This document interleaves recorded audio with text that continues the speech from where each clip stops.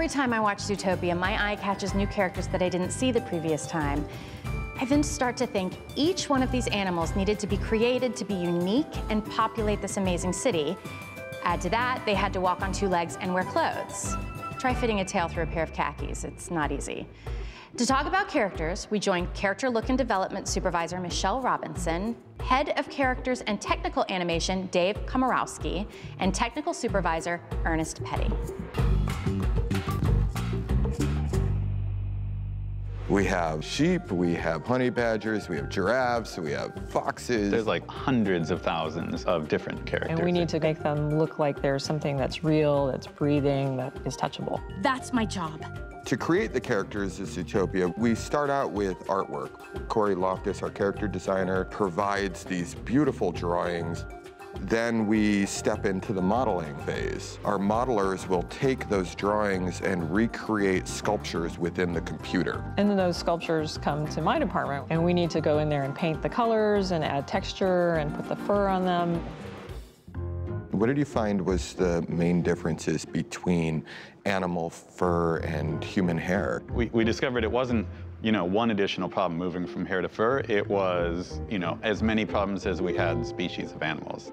Every animal's hair is different in its color, in its structure, how shiny it is, how rough it is. For example, the polar bear fur is pretty special. It's sort of transparent with a kind of a hollow core. I was pretty surprised by that. I think there was another challenge just in how much fur there was on these characters. The humans we've done in the past, yeah, they have a head of hair, and the hair can be really long, but there's a few 100,000 hairs there. So fluffy. Elsa had 400,000 hairs? On her head, yeah. I think Nick and Judy both had over 2 million hairs on their body. And then when you get to the giraffe, it's got over 9 million hairs. So this is an animal world. Who makes their clothes? Well, yeah, we did have to kind of decide whether at every scale, did they have tiny little factories for the mice where they made tiny little clothes, or did they all shop at some general fabric store? We're used to clothes that fit well on humans, but a nice shirt won't drape or feel right on a fox who has shoulders that are sloping down differently. A lot of different aspects really challenged what our normal sense of tailoring clothing and how it will work on these types of characters. Some of the characters couldn't wear pants because their legs were so short, so they ended up only wearing shorts. But then when you cut out a little outfit for a mouse, it's going to be pretty stiff.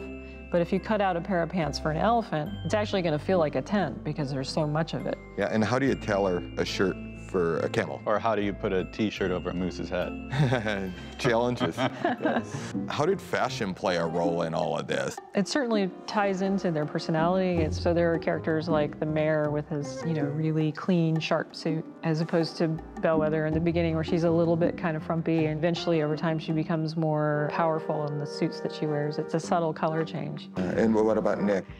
Yeah, well, his like slightly off colors and loose tie, and his, they kind of convey like sly/con man. It's called a hustle, sweetheart, and I'm not the liar. He is.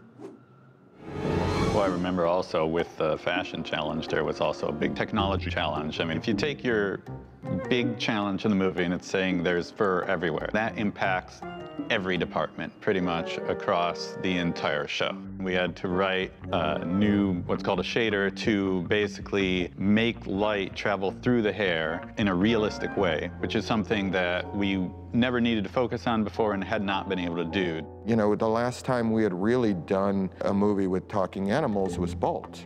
And back in Bolt days as well, he wasn't wearing any clothing at the time. Right. I do recall there was a few scenes where Bolt had a collar on him. Yeah. So that one collar caused a lot of sleepless nights and a long time just solving that one little problem. Now we fast forward to today, and we have wet, furry characters running in the rain with wind. On top of trains. On top of trains. Yep.